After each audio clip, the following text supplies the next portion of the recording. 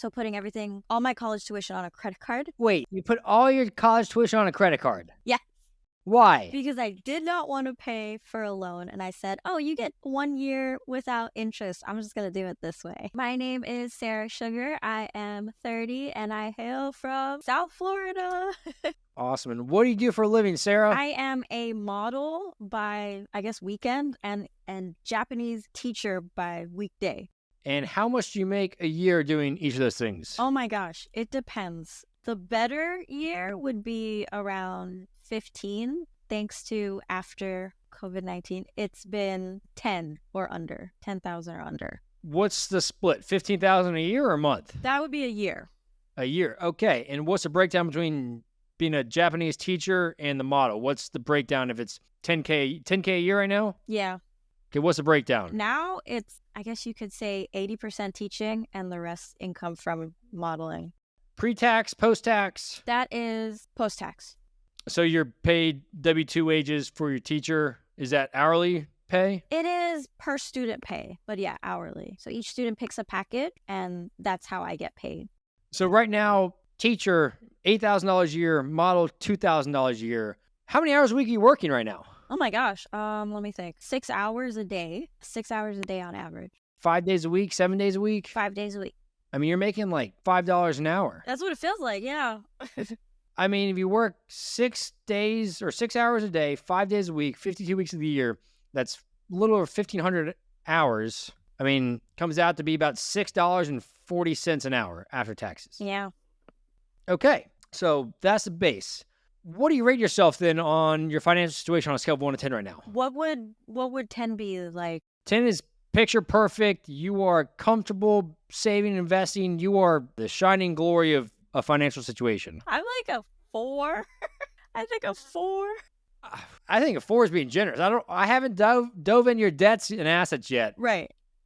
You're 30 years old making $10,000 a year. It's not much money, making $6 an hour. So we got to figure out how do we improve your situation. So let's dive into the fun stuff then, your debts and assets. So in front of me, I see retirement accounts. We have about $892 in retirement accounts. Yeah, just started that last year. Is that all in a Roth IRA? Roth, yeah. We have no other retirement or no other investment accounts. No vehicle either right now. No vehicle. All remote. And savings $71 in your bank account right now. It actually grew. Okay, this week it's 106. 106. Yeah. Okay, going up in the world. $35 more in there. That's so bad, I know. It's 30% plus increase. So if you look at it percentage wise, still not where we want to be. 30 years old, we do not want $100 in our bank account, and only $900 in a retirement account. So, and then debts, I see credit cards. We have $1,905 in credit card debt, and then other debt, $1,018.90. Is that all the debt we have? Yeah, that's it. Okay, what is that other debt that you classified? Those were fees to travel to work. That is collected traveling fees for work. It's on like Klarna. I was able to somehow. Oh, so you did buy now, pay later, basically. Yeah, with traveling. What justified a $1,000 work trip making $6 an hour? It was supposed to be my big break. It was supposed to be a signed contract for hair modeling, and it turned into, you're too short. Let's get the other girl. And so you had already booked the trip? I'd already booked the trip, you have to go to the audition and then get approval right then and there. It was like the most wasted trip of my entire life. Wow. How long ago was that? 2 years ago. And so has that debt just been sitting there like at Klarna, like accruing interest? I've actually paid $120 each month to bring it down. So it was larger before. So it was like $3,000? Yeah, that was the total. And how much was this job supposed to pay you? This was supposed to be a $15,000 payment plus usage, which means I get paid like every time it played on TV or something.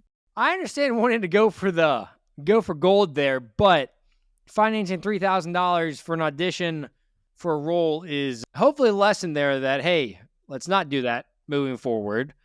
If you're going for that audition, like how do you get them to cover travel? How do you get them to do that? But like financing $3,000 for a signed contract you don't have and putting that on credit basically with Klarna, buy now, pay later is a very risky game to play that, as you see, you can get burned and does not phase well.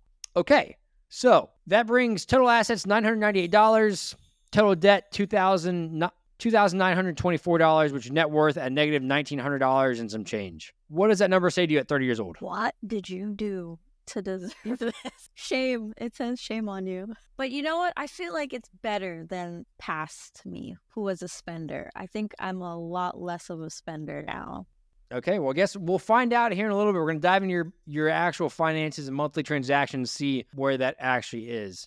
Okay, so financial situation, you said this was better than what you have been in the past. So tell me, what has your financial situation been like the last 8 or 10 years? So pre-COVID, I was making, I think, like I said, a lump sum more, but I would buy every time I saw something I wanted, and I would eat out or buy food and eat in. It was mostly on food and clothes. And I think at that time I was also paying rent and living wherever I felt like. But after the income shortage, I moved in with my fiance and haven't been paying rent because of how low my wages are.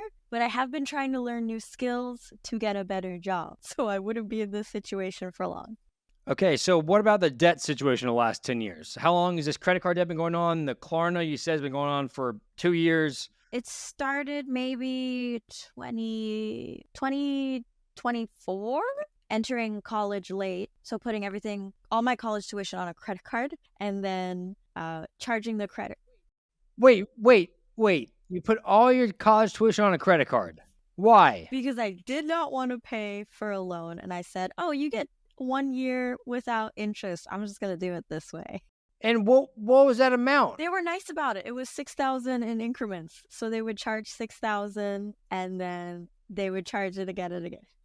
A semester or a year? Yeah, a semester. So I had about, I don't remember how many semesters. And did you pay the credit card off before you accrued interest on it? No, I got interest.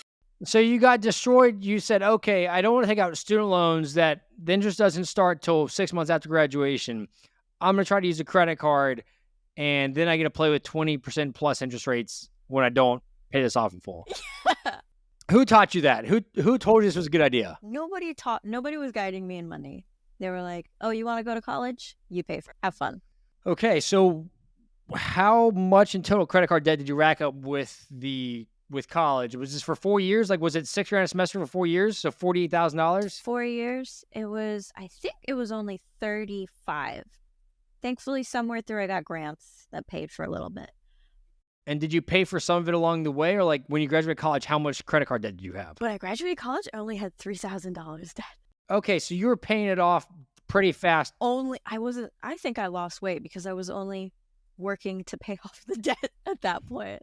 Okay, so I'm glad you graduated only $3,000. So did you pay that off eventually, or is this now you got $2,000 in credit card debt? Has this just been kind of an ongoing thing for the last 10 years? The remaining credit card debt I have now has nothing to do with it. So I've accomplished paying it off, thankfully.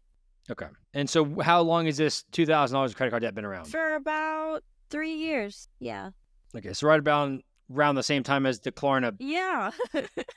Okay. So got to figure out how do we fix your financial situation, because playing with credit cards, hopefully in college taught you a lesson, but obviously not a big enough lesson to stay away from them over the last couple of years. But we got to change some things drastically to improve your financial situation, because I mean, if you don't change anything now, it's going to be hard to retire when you're 67 or hit Social Security retirement age. So we have to start figuring out what are some things you can do today that are going to drastically change your future. One of those is saying no to debt, because obviously we've tried that game multiple times, the credit cards, Klarna, and it's not working out in your favor. So before we dive into your monthly budget and your monthly expenses, I want to kind of take it back to learn more about you, about your childhood. So where are you from and what was your childhood like growing up? I grew up on the last Caribbean island, Trinidad and Tobago. So we speak English there, nothing different. When I moved here, it was for education. So I started elementary, middle, all that. And my parents weren't really approved for credit cards, so they had to do things by working hard. We didn't have any financial guidance. I didn't know anything really. All I heard was, in America, you need a credit card. So I got 3. The American dream. Yeah. But I think growing up, if I wanted something, I did one of two things. I would either work really hard, overtime, extra gigs, and get it, or I would put it on the credit card. Okay. And so Did your parents ever talk to you about finances all growing up? No, it was only, I think, the 3-year marker 3 years ago that we took a financial course as a whole family. And I said, oh, okay. I'm doing things wrong. Yeah. Okay. And so going to college, you took on credit card debt for your tuition. What did you study? Elementary education. Okay. Elementary education. And so that's kind of what led you to be a teacher right now? Yeah. And so you've been teaching for the last 10 years, or what does your kind of career path look like after college? I was teaching during college, so I've been teaching, I think it's 7 years now, officially. It started off as unofficial tutoring, like under the table, and then I finally got established. And so have you ever taught in a school or had like a full-time role, or has it always been like tutor stuff on the side, like working with students outside the classroom? Before COVID again, I had a chance to intern at a school, and they were going to hire us, but that school closed down after. What's stopping you right now to go get a full-time job at a local public school, elementary school, middle school? I actually found out I really hate teaching. Oh, Yeah. I know. I found out I prefer to coach adults in English language or coach people who want to learn Japanese in the Japanese language that are adults. But children are very cumbersome, so I've grown to hate the degree I've gotten. okay. So where do you want to go in the future then? What does your future career path look like? I really want to be on television. Again, this is going to sound super ironic, but I want to recreate like what Sesame Street used to be. Okay. But I don't want to be in a classroom teaching. I want to be on media teaching. Okay. And what steps are you taking to get there right now? Now I'm just only taking gigs that pay. So nothing really big. The last mess up was taking a gig where I thought I would get the job, and that was just $3,000 of debt. So I've just been doing a lot of small job, not really branching out to what I want because I'm so afraid of getting stuck again. I think I'm in a fear bubble and I don't want to expand. So I'm all for chasing your dreams and passions. I want you to do that. And hey, the end all be all goal is to teach through media and on media. All for it. But we got to figure out, how do you get to that point and sustain financially too? And right now, I mean, that looks like probably getting a full-time job, whether it's, even if it's being a hostess, a server, working in retail, something to make income to pay off your debt and start making ends meet. I don't know what your fiance, how he feels when you're not contributing to rent or any of those things. But I'm all for chasing passions, dreams, but doing it in a sustainable route. I've had friends call me and say, hey, I want to quit my full-time job and go chase this dream. I'm like, are you making any money for that right now? No. Well, why would you quit a job that's paying, keeping the lights on, and when you can work and hustle on the side for your passion? I mean, you can go work 40 hours a week and then go chase your passion for 20, 30 hours a week too, and do both at the same time. And I think that's probably the first thing that stands out to me at this standpoint is, if you're making $10,000 a year, I mean, that's, like I said, $6 about an hour that you're making. You are far better off going to work at Walmart or Kroger or Publix or any retail shop, or being a hostess making $10 to $15 to $18 an hour. Some of these places are paying now, minimum wage. So you're far better doing that. Get yourself in a financial situation where you have no debt, you can cover your bills, and then you can be chasing your passion, not putting yourself further into debt. And that also benefit you because, okay, maybe there's something that you want to buy or invest into for your career that might be $100, might be $200, or might be a trip that's you save up for to go on with your fiance. And guess what? You can do those types of things and enjoy them without going into debt for them and putting yourself further behind. So what is stopping you, I guess, today, walking into retail shops tomorrow or whatever and doing that? Because right now, frankly, you're doing your model stuff on the weekend. Your teaching job during the week is paying you $8,000 a year.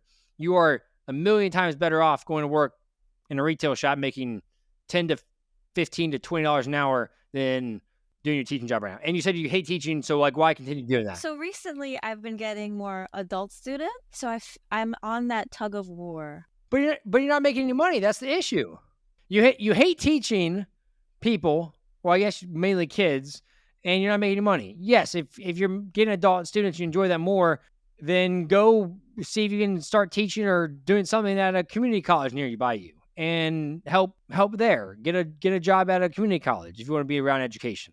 Or go work in the front office of a community college or a local college or in a high school or something where they're older people versus middle schoolers or elementary school kids. But I mean, right now, the teaching job obviously is not cutting it because we got the debt, we got the credit cards, and we got the Klarna payments that have been around for 3 years. And that's only going to hinder your dreams of pursuing your passions elsewhere, because if you're in a bad financial situation, it's hard to take risks. It's hard to invest into your career and your future. And whether it's, if you're trying to post content on the internet, like I do on YouTube or on other social media platforms, that costs money. You need Adobe, you need different editing tools or resources for those, different softwares. That costs money. If you don't have any money coming in, it's very difficult to invest in those things. Is that something you're open to, going to get a full-time job somewhere else so you can actually make money, pay off your debt, and sustain yourself a little bit? Yeah, I think I could do that. If I followed with you in a few weeks, how many jobs will you have applied to? I'll start after this podcast. That's a promise. So I'll follow with you in 2 weeks. How many jobs will you have applied to by then? I want to give myself the goal of 25. 25 in 2 weeks? 25 jobs in 2 weeks.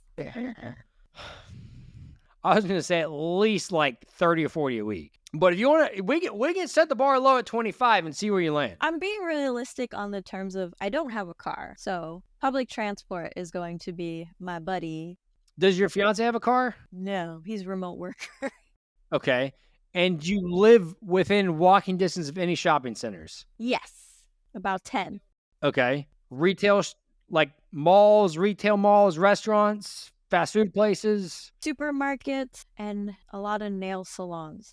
Okay. Well, if you live within walking distance of most places, hey, there's 20 places nearby. You can walk in every single one of those tomorrow or the next day and start seeing. But we'll set the bar at 25. There's plenty of jobs online, remote too, that you can be applying to, but there's also, you can look at grocery stores, you can look up places nearby you, restaurants, call them and say, hey, are you hiring? I want to put in my resume. Do you have this? I can also come here this weekend or something and say hello. But you can call in places, you can be applying online. We'll set the bar at 25. I would like that to be at least 50 personally, but we'll set it at 25 and see where you're at in 2 weeks. How's that sound? Okay. Okay. So on that, let's run through your current monthly budget, because I want to figure out how the heck we're surviving on $10,000 a year of income. I'm pretty lucky, I'll say that. So rent and utilities are zero. So fiance is covering all of that. What is y'all's, I guess, combined rent right now? Like what is he covering? I am actually not, he won't tell me. Okay. I believe after looking on like Zillow, it's probably $1,500 a month for the mortgage. Okay.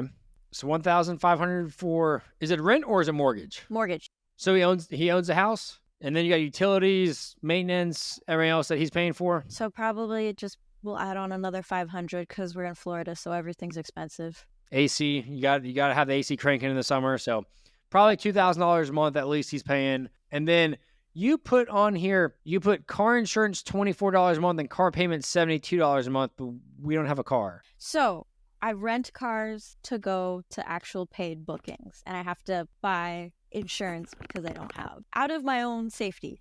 So you pay $24, is that per month or is that per day when you rent a car? Per rental. Per rental, okay. Yeah, but on average, that's what it would be a month. Okay, and then you said energy, you put energy $39. Oh, I'm sorry. It's an electric car. I'm so sorry. Okay, so you're paying about $136 a month towards these rental cars. Looks like. Okay, and then groceries you put $216. Are you covering all y'all's groceries, or is your fiance buying some as well? No, that's me.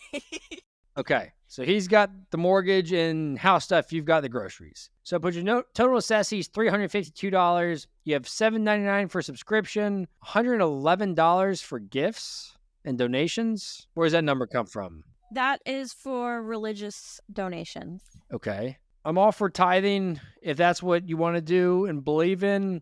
My only concern is helping others when you can't help yourself is put you in a difficult spot. And if you get out of debt, you can give more and help more people versus right now you're entrapped. And I've had this debate with plenty of people. I'm not going to sit and argue about it. But one thing that I've suggested to people is, hey, if you're in debt, cut back on the tithing or on the donations, maybe cut it back in half if you don't want to give it up completely.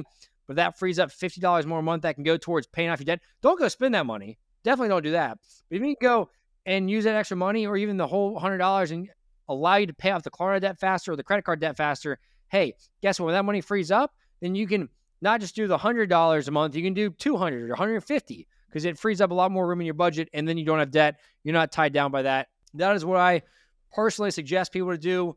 And you can Yes, you might slow down for 5-6 months, but then you can speed it back up and catch back up on those contributions. And I don't think anyone's going to fault you for doing that to take care of yourself before trying to help others. There's no debate. And then we got shopping. You put $52 a month, and then you put travel $232. That is airplane strictly. Why are we traveling right now if we're making like $600 a month? Okay, so this isn't every month. It happened to be the month that I sent you. The month before you said you made $900 and after taxes $681, and then this past month was $672 gross, $462 net. So it's like, I mean, it's the same thing on an annual basis, making $10,000. Like, why are we traveling when making $10,000? To be fair, it was my dad got admitted to the hospital for an entire month, so I thought I was gonna lose him. I went all the way. Okay, so it wasn't a pleasure vacation. Hey, let's go to the Bahamas and No, no, that was an emergency. Okay. I have sympathy for you on that front. I can't get mad when it comes to family. That's one thing. If it was, I mean, I've seen people that Just go where they want. just go on vacation. I know they're using a credit card for it. I'm like, why are we doing that? But that's a whole different story. That one I think I did good on because it was an emergency. So you didn't use a credit card. You paid what cash you had that month. Yeah.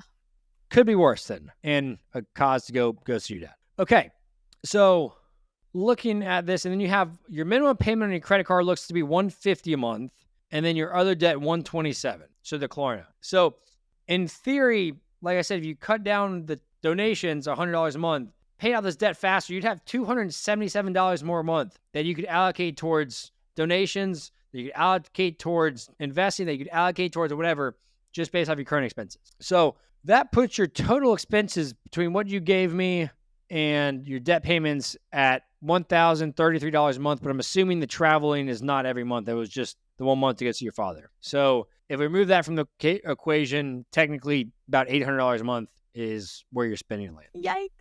So that's sustainable if you have a full-time job in retail, at a restaurant, something. But when we're making $10,000 a year, I mean, on that, it technically is. I mean, $9,600 a year is $800 a month. That's enough to keep the lights on, but it's not enough to make any progress on the debt because the credit card's paying the minimum payments only. You're never going to make progress. It's going to take you years to pay it off. Klarna is going to take you another year or two to pay off. So we got to figure out how do we improve this from here. So let's look at your monthly transactions then. So how many different credit cards do we have? It looks like 2. Active 2. I have stopped using the third one. What's the balance on the third one? It's completely paid off. It was a credit limit of $6,000. Okay. So you closed it, never again going to swipe it? I didn't close it. I actually put it in a safe box and I don't know where the key is. So hey, that works too. That works too. Some people don't have the discipline to hide it and never use it. So I tell people close it. Doesn't matter. Your credit score doesn't matter when you're just destroying yourself with debt and temptation. But if you put it in a box that you can't open, it's completely fine there. So okay, but then we had this Delta SkyMiles Gold card that you're paying $95 a year, I believe, for it. It just went up this month. It went up to $150. Went to $150. Okay. Yeah. And when does that renew? It renews May next year. Oh, so you just paid it 2 months ago. Yeah. I was gonna say cancel it so you don't pay the annual subscription. Anyway, I would cancel it because put in the lockbox too, because if you're carrying credit card debt, you should not be swiping a credit card ever because it just leads to bad habits. It puts you in a spot of temptation to swipe a card with money you don't have. And what looks like during this month, I mean, you spent $600 more than you paid towards it this past month. So you basically spent everything you made on a credit card, on a card that you are not paying off. What is the balance on this Delta SkyMiles card? Because I don't have the balance on here. Ooh, I think. Oh, wait, no, I got it. You previous balance, $1,238. You paid $154. You charged $656, leaving a total balance of $1,739.52. Why are we still swiping this card? I think it was just because I didn't have enough to pay for certain things. Where's your money going then? If you're not paying off the credit card, if you only have $100 in your bank account and you made $600, where's the money going? Groceries, transportation to get the groceries. Is that on the debit card and the other credit card? Like The debit card, actually, I think I mostly just use it to transfer money to the credit card. I don't think I really ever use the debit card. Okay, well, I guess let's run through these transactions then. So, what is Kim and Lee? That's a supermarket. Okay, so $53 there. You paid $38. The Hyatt Regency. Why are you paying $35 at the Hyatt? I had to pay for parking. Where are you going? I had an audition that I did get. How much did you get paid for it? I got paid $150, which I used to pay. How much did you pay for the rental car and for parking for that? The rental car was $64. I had a coupon.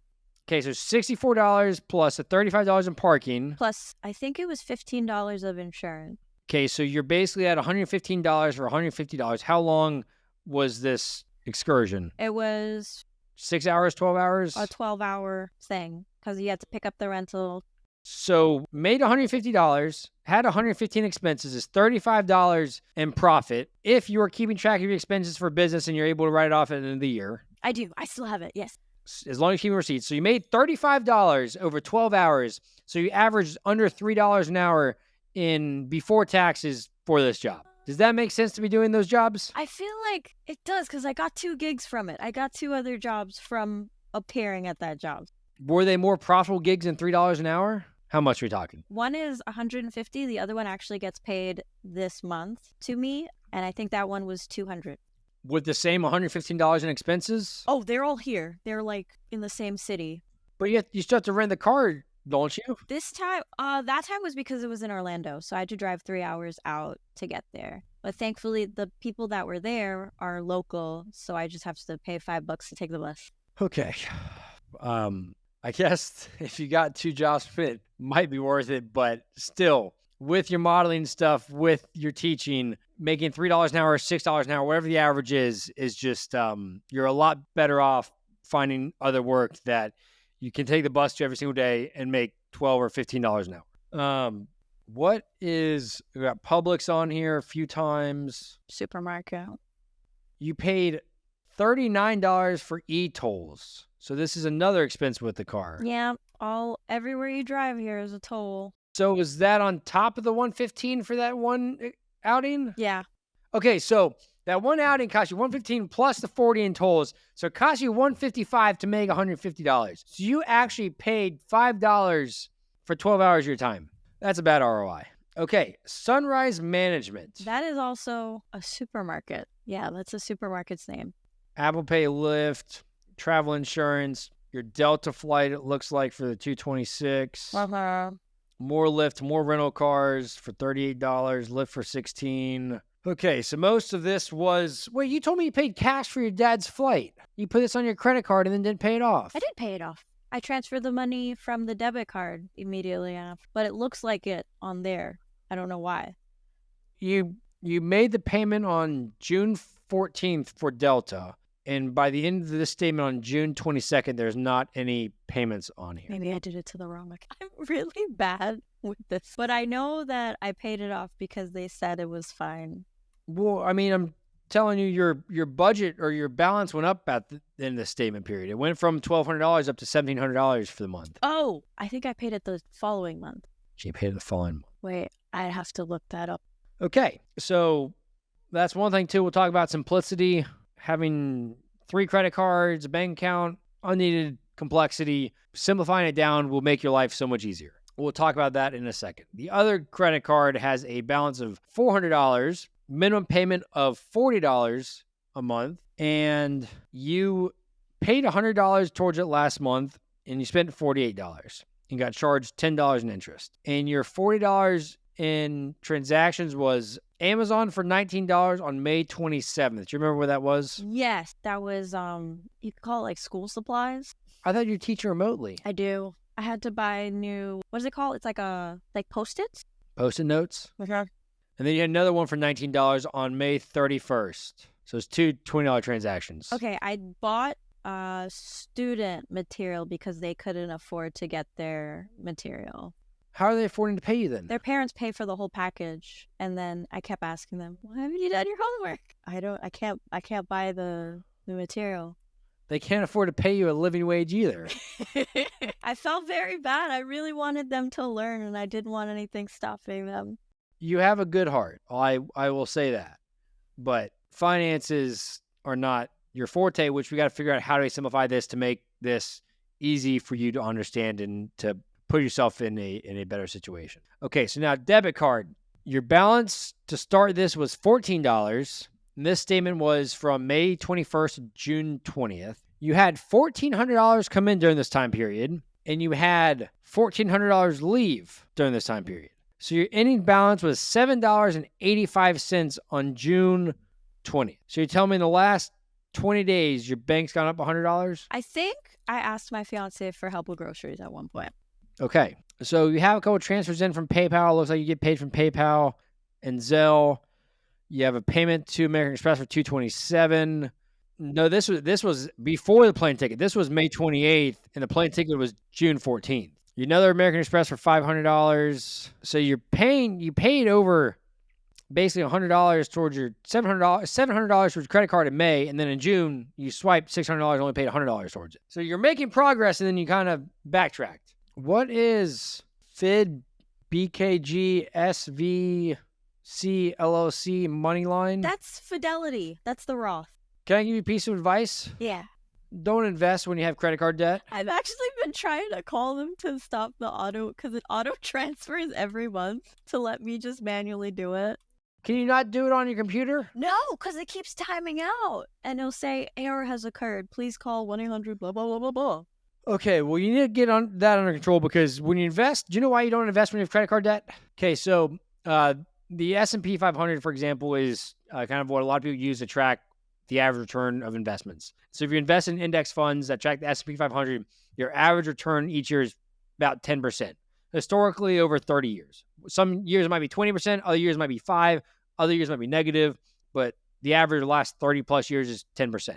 So if you're investing to get 10% returns, but you're paying 25 to 30% interest on your credit card, you're just losing money. You're investing at 10%, but then you have other debt that's sitting at 25, 30% interest, so you're losing that arbitrage game. The only way it makes sense to invest is if you're earning more in your investments than your debt, and typically investing has risk, because some years might be up, some years might be down. So I personally like anything over 5% interest, I like to pay off the debt first, because after taxes, after accounting for risk, I think you're better off just paying off the debt. If it's a mortgage that's sitting at 3%, 4%, 2%, like, hey, let's have that conversation. You might probably better off, as long as you don't spend the money, probably better off in the long term investing it. But that's why you don't invest when you have credit card debt, because you're paying 25 to 30% interest rates to the banks when you're investing at 10% on average, if you're achieving those returns. So does that make sense? Yeah, stop investing right now. Stop investing, pay off the debt, and then they'll give you more money to be able to throw out the debt, and you won't be losing the arbitrage game there. Other transactions on here, we got Amazon Prime for $15. We sold that. That was their membership. I'm done. There we go.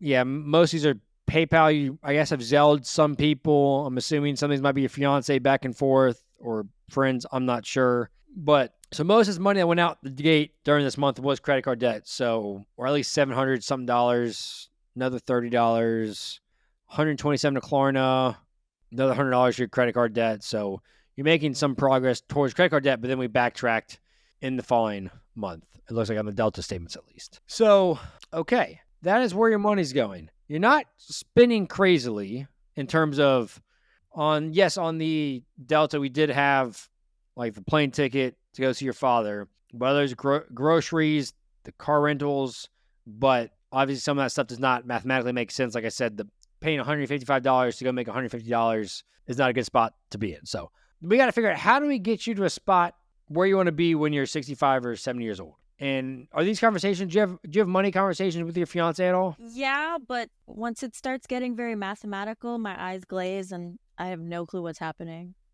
Okay. And are y'all planning on getting married soon, or what's that look like right now? The rule is I have to pay off my debt first. And how long has that rule been on for? How long have you been engaged? Since February. Okay, so 5 months? Yeah. And what are you doing?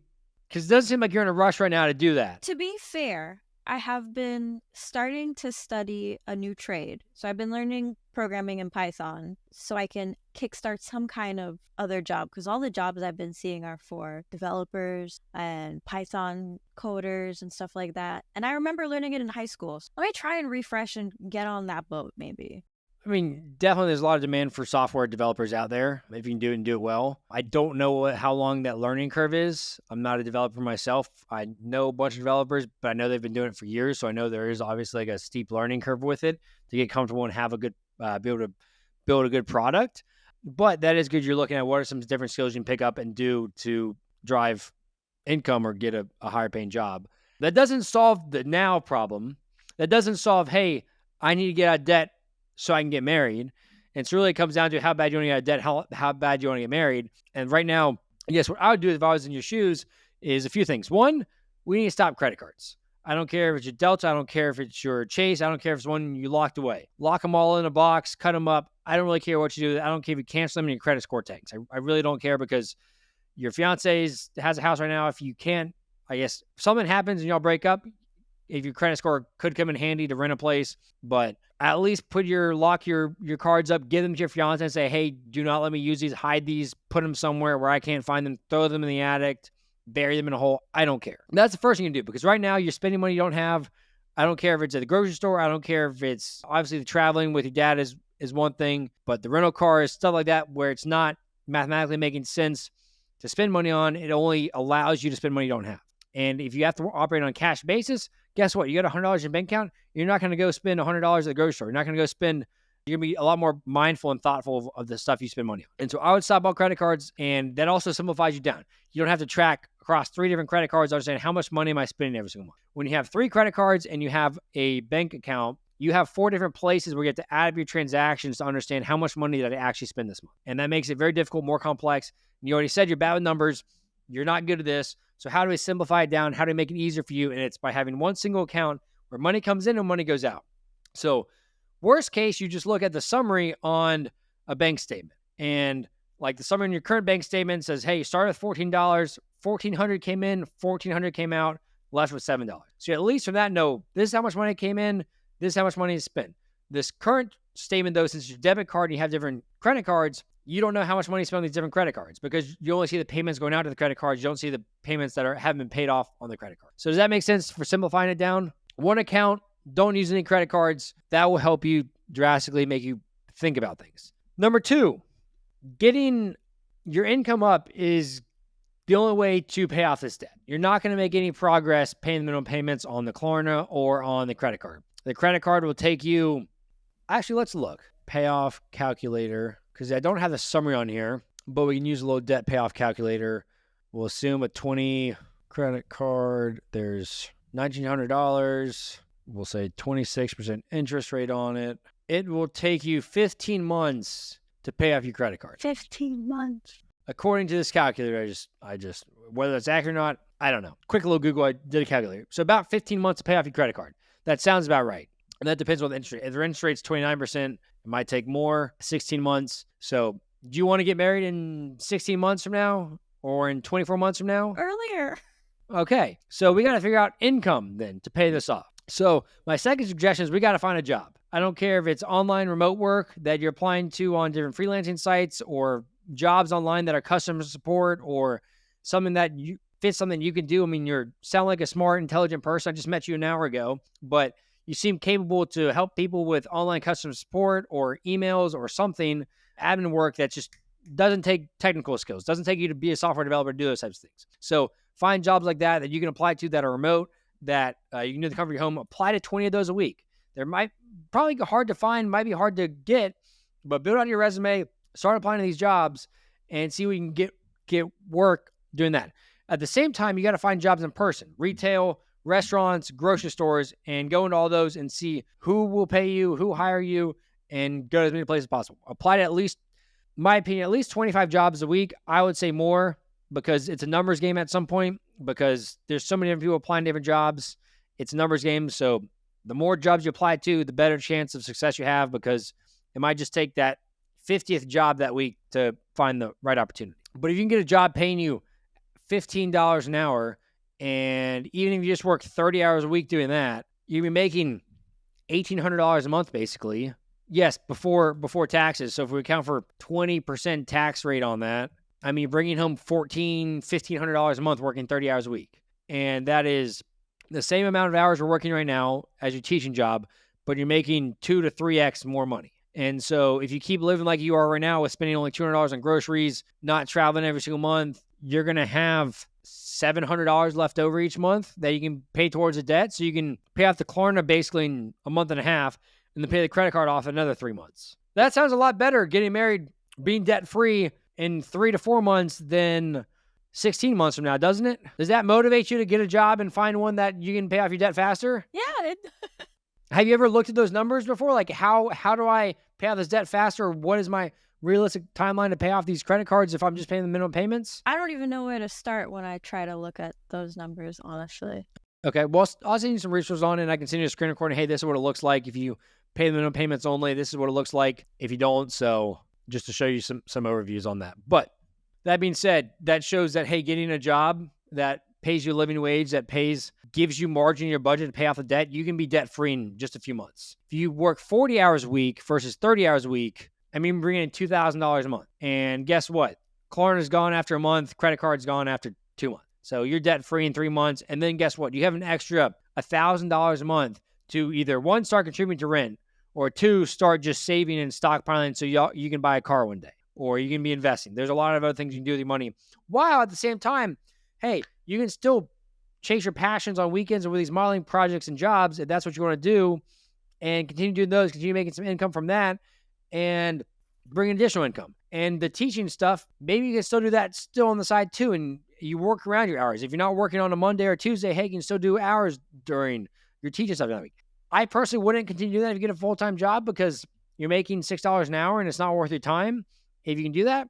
And you already said you don't like doing it, so why continue doing it? But it could be additional income. But the modeling stuff sounds like that's what you want to do or enjoy doing more. So I'll continue doing that for additional income as long as the jobs make sense to do. I would not take jobs that pay you $150 when you have to pay $155 in car garbage. So that's the second thing. Get a job, increase your income. Third thing is budgeting. Budgeting. You have to understand where every dollar is going every single month. And like I said, simplicity will help you. If you just have one account, you can look at money in versus money out. That's a simple budget just on a cash basis. You can see how much money you're spending. It doesn't roll it out to different categories in your bank statement, but that gives you a brief overview. This is how much money I came in. This is how much money was gone out this month, whether it's to debt payments, whether it's to groceries, and this is how much money I'm left over. And that's a simple budget there. And I'll see some resources on more complex budgets so you know, like the budget you filled out for me, where you have different subscriptions, gifts and donations, shopping, all those different categories. In my opinion, that's a better way to do a budget. It is a little more complex, but maybe the first 2 months, you get comfortable with, hey, one account, simple budget. And then once you get comfortable with that, hey, now we can start looking at how do we categorize these, because you might be spending not $216 on groceries, you might be spending $300. That means, okay, we need to cut back in these different areas or shopping, whatever it might be. That's why I like stuff categorized, because some people will say, hey, I'm not spending much money on groceries, but then because, I'm only spending $30 or $50 per grocery visit. But when you go 30 times a month, it adds up quickly. So that's why I like stuff categorized. But to kind of bring you into the finance world a little bit, make it easier for you, you just need to look at your bank statement and see how much money came in, how much money went out, and that's how much money I saved this month. Does that make sense? Okay. And then already talked about simplicity. That will make your life easier. Instead of chasing 3 different credit card accounts, not knowing how much money you spend there. We already talked about don't invest while you're in credit card debt because the math does not math there. So that's something you have to be very mindful of. Call Fidelity, get that canceled. And then the last thing really comes down to, well, I guess 2 things. Once you're out of debt, you have to start figuring out, okay, what do I do with this extra money? If you have a full-time job that you're making $2,000 a month, where do I allocate this money? Is it contributing to the mortgage and housing expenses with your fiance? Is it saving up an emergency fund? Is it saving up for a car? Is it saving up for the wedding? You have to figure out what are your short-term goals. Initially, I'd probably say emergency fund is the number one priority, because that way you don't ever go back into credit card debt. If someone in your family is sick or something in your house breaks and for some reason your fiance can't cover it, hey, you have an emergency fund set up to pay for it. So it's a rainy day fund, 3 to 6 months of expenses. And then after that, okay, we got a car, we got a wedding, and we've got to start investing as well. So like, what are those different areas you want to allocate money to as well after you start contributing to the house. So, have y'all talked about wedding, like costs and all that, like how that's going to work at all yet? Yeah, I just want to go to the courthouse. Okay, so cheap wedding. I like it. Go to the courthouse, get married, be debt-free, and then you don't have a big expense of a wedding. I like it. So we don't even have to save for the wedding. Maybe get you a dress, save up for a couple $100 dress. I made it. I sewed my own dress. Okay, great. So we don't even have to save much money for that either then. Maybe get a cake. Maybe go to Publix. I love Publix cake. Maybe get a Publix cake and celebrate. But great. So we don't have to worry about saving for the wedding. What about a car? I do want to save for a car. Okay. That's a good goal to have, and that's something you can talk about. Once you have a fully funded emergency fund, what does it look like to save up for a car? Do not go out and finance a car. I would say, let's say no to debt right now. Save up. Right now you're living without a car. That means we can go 12 months and we can save up $1,000 a month or $1,500 a month and buy a car cash, $5,000 or $10,000 car. And once you're married with your fiance, hey, y'all can save up together and buy a car together. But you don't need a Lexus, a brand new Lexus or Toyota or whatever your first car. You need a 10-year-old car that can get you from point A to point B. I saw a Toyota Camry the other day for sale outside my neighborhood that was like $7,000 or $8,000, 2015. I was like, that's a perfect starter car if someone wants to save up for cash, and it's going to run for ages because it's a Toyota Camry. But that's what you start thinking about. And then beyond that, once you've saved up for a car, if that's your first goal, you already have the emergency fund because we already covered that. It really comes down to investing. And I'll send you a lot of resources on investing, but you have to start thinking about investing once you're out of debt, because the longer you wait, the longer it takes for you to make money investing and to have a lot of money.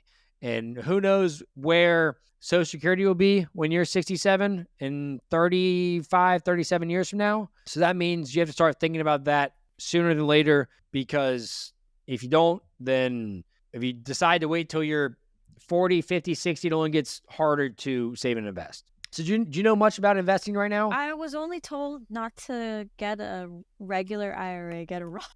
Okay. And so what is your Roth IRA invested into? Nothing. I've just been collecting money on it because I don't know what to do at this point. Oh, so it's just cash in your investment account. Yeah. Okay. Putting money in your Roth IRA, if it's not invested, really doesn't do you anything, because if it's not growing, you don't get any tax benefits. I think it gives me 3% interest. Okay, well, 3% is better than nothing, but with inflation, it's like 3%, it really doesn't do anything. So we'll talk about investing. I'll give you the quick rundown on investing. So there's two different ways to invest. There's single stock, so buying stuff like NVIDIA, Microsoft, Apple, buying a single share of those. And so Apple stock is $200 or something. So say you spend $200 buying an Apple share, you own now a percentage of Apple. It's a very small percentage because it's a big company, but you own one share of Apple. That is a lot riskier to invest into, because if Apple goes down, your entire portfolio goes down. For example, Nike right now is down 30 or 40% this year, I think, because they've had bad reviews. And you think Nike, they're a great company. They've been around for years. They're advertised all around the world in sports. You'd think they'd be doing well. But if you invested, say, all your money in an app or to Nike, it's down 30, 40%, while the rest of the stock market's up 20%, you're kind of screwing yourself there. And you have no control over how Nike does. So what I like doing, and what most people that invest and give advice, I guess, on investing, is invest in what's called index funds. So think of index funds as a basket of stocks. So you have a big basket of stocks, and one index fund tracks the S&P 500, which is the 500 largest companies in the United States. So think Nike, think Apple, think Microsoft, think NVIDIA, think Google, Facebook, Amazon, think all those companies. And then there's also dozens and hundreds of companies you probably have never heard of, but they're multi-billion-dollar companies. And so in that, if you put $100 in that index fund, you will own bits and pieces of 500 different companies. So instead of putting all your eggs in one basket in one stock, and that stock goes to zero, goes down 20%, you're now diversified across 500 companies. And so if Apple goes up, yes, the entire value will go up, but only a small fraction. But if Amazon in that same basket goes down, it might offset, but that way you're de-risked. So like if company 492 goes bankrupt, guess what? Your money's not going to zero. So it really diversifies you across that, because you own bits and pieces of 500 different companies, and that way you're not solely tied to one single company's performance. Does that make sense? Yes, it sounds like I would need a lot of coaching with it though. Yeah, well, I'll send you resources on it, and I want you to reach out to me, and I can give just steer you in the right direction for different ways to learn. But basically, there's different funds that track whether it's the top 500 companies in the United States, all the companies in the United States, all the companies in the world, and you just put money into those index funds or ETFs and sit in and forget it, and you never look at it again until you retire one day. And you set up automatic investments, and you don't have to worry about it. The stock market will go up. Some days it will go down other days, but you're not touching this money until you're 60 plus years old because it's in a retirement account. It's a lot easier than it sounds, but basically it's just you find, and I'll send you, like I said, a bunch of resources on this, but you find an index fund that you want to invest into that tracks the typical performance of the stock market, and you just continue to invest into that. And whether it's bad news on the internet or on the news channels, you keep on investing. If the stock market's down, you keep investing. If it's at all-time highs, you keep investing, and you don't worry about it until 30 years from now, and you'll be thankful that you started today. So I'll give you some brief context on how this can change your future. So you're 31 years old. You're not losing me now because you said you usually gloss over when talking about finances. Are you still with me? I'm still here. Okay. So say you pay off all your debt. You're 30 years old. When's your birthday? December 7th. Okay. So that's almost 6 months from now, five and some change. In 5 months, we can pay off all our debt when you get a full-time job. You'll be married, and you should have some savings in your emergency fund after that for over the next 5 months. You should be debt-free in 3-ish months, and then you can have 2-3 months worth of savings, saving $1,000 plus a month. So for easy numbers, we'll say you start at 31. It might be 31 and a half because you save up for a car. But for easy math, we'll say 31 and plan to retire at 67 since that's the Social Security age right now. You have $800 in your investment right now. You're not going to put money in until you're debt-free, until you have an emergency fund set up and ready to go.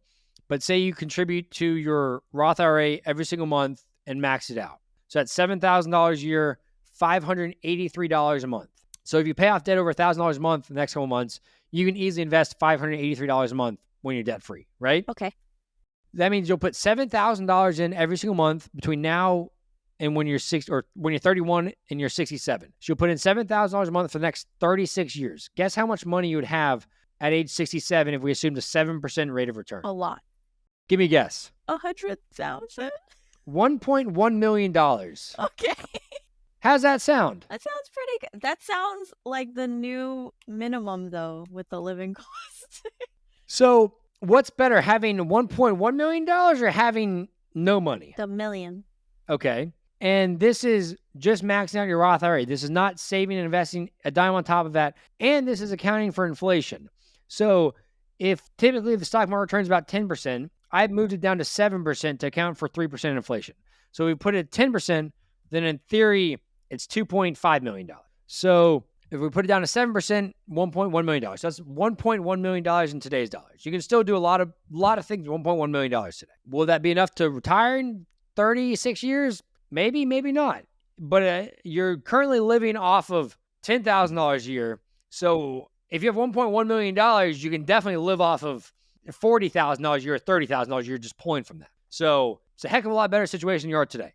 If you did invest, say you upped it to, we would almost double it to about $1,000 a month, you'd have $2 million.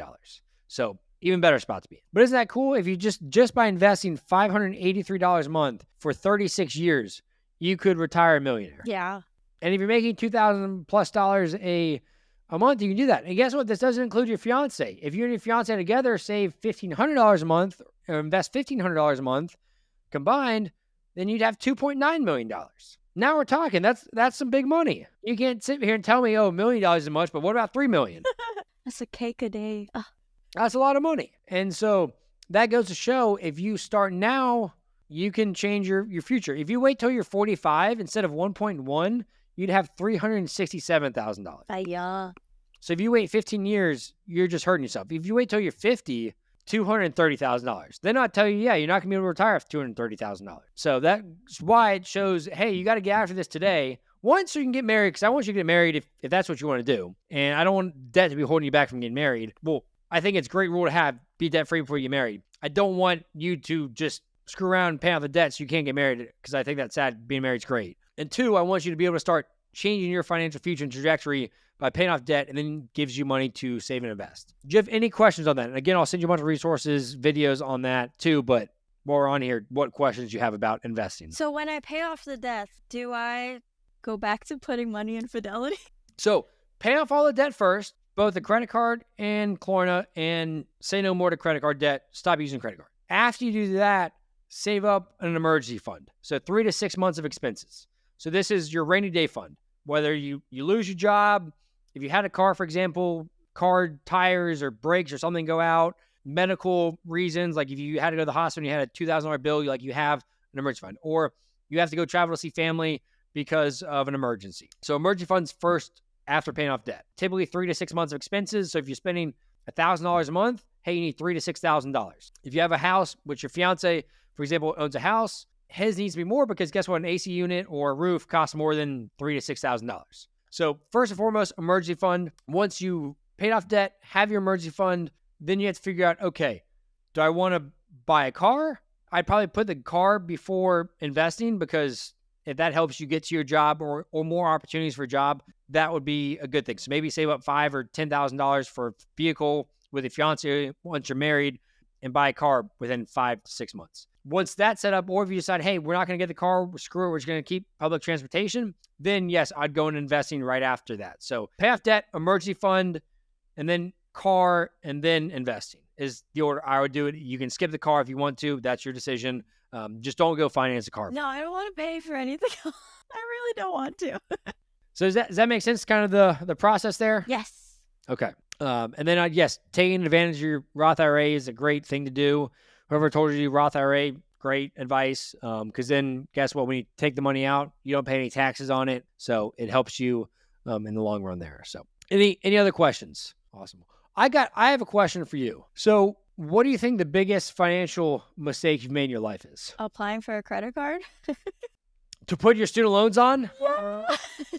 I'm surprised and shocked you came out of college with only $3,000 in credit card debt. That's impressive. And I lost way too much weight because I was using money from everything to pay it off. Well, you learned credit cards are bad there because you paid interest. But then we got ourselves in credit card debt years later. So now we have to say, hey, no more to credit cards because it's just hurting you there. And the only debt you should take on in the future is a mortgage. But right now your fiance has a mortgage, so you're not going to be buying a car right now. And I'm sure if he's paying $1,500 a month in his mortgage, you probably can't get that in South Florida right now. I'm assuming he's had the house for a few years. Oh yeah, locked in. So home prices are up, interest rates are up. So I'd say staying locked down in that house for a while is a good decision. So. Okay. So no mortgage, no debt for you anytime soon. But you can help start contributing to that once you've paid off your debt. So my other biggest suggestion is with your fiance, start talking about money. Money is one of the biggest causes of fights, conflict, divorce in America. When you're not on the same page with your partner, it causes tensions. If one person is spending money one way and partner 2 doesn't like it, it causes friction. When partner 1's stressed about money and partner 2 probably is also stressed about money, it causes tension. And so the best thing you can do is sit down, be open and honest about conversations. Where do you want to go? What do you want our life to be like in 10 years, 15 years, 20 years, 30 years? Is it sitting on a beach, retired early? Is it we want to be able to buy a bigger house one day? We want to have kids. How can we afford kids making X dollars a year? What does that look like? And just make sure you're on the same page and working together. And working together as a team, honestly, it's a lot easier because you work together as a team. You got 2 incomes, you got 2 brains. How do you help each other out and be a team? If one person's not good with spreadsheets, maybe the other person is. And you kind of work together to kind of help bring your family up in the world financially. So I guess the first thing is just to start on my homework. First thing is start getting jobs, applying to jobs. Let's pay off this debt. Let's get married and let's start saving and investing for the future. Hello, Bailey. It is Sarah Sugar. Thank you so much for the conversation. I had a lot I learned from it. Some key takeaways being, I need to stop using my credit card. Yeah, there's no excuse there. I also need to stop being so nice. Stop giving away stuff for free when these people can pay for it. It's been a very informative chat. Something that surprised me was I'm not that badly off. I just need to shift the way that I think and do things, and I would be debt-free in months. You said months, so I'm sticking with that one, not years. We're talking months here. I'm going to work hard, which brings me to some things that I'll do to implement the plans and actions we talked about. I have been applying for jobs all over. Jobs that I don't want, but they're close by and the jobs that I really want. I do have 2 interviews coming up, so we'll see how that goes. And these are jobs that I want, so yeah. I feel like after our conversation, I did have a mind shift. I am becoming more and more frugal. I am researching when I do have to buy something like groceries, for instance, or detergent, stuff like that. But I've also been trying to sell anything that I haven't used for 6 months because I know I'm probably not going to use it for the next 6 months either.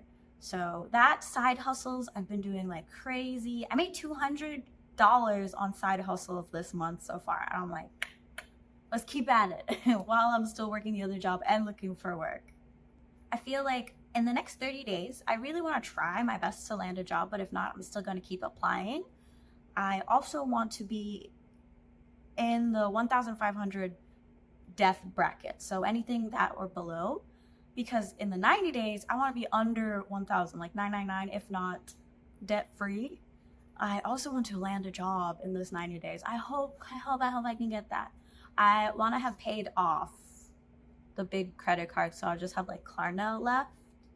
And I want to be able to hopefully start saving my emergency fund, because you said that's the next step. So that's my 30-day and 90-day plan. And I'm so thankful for you giving me all this advice.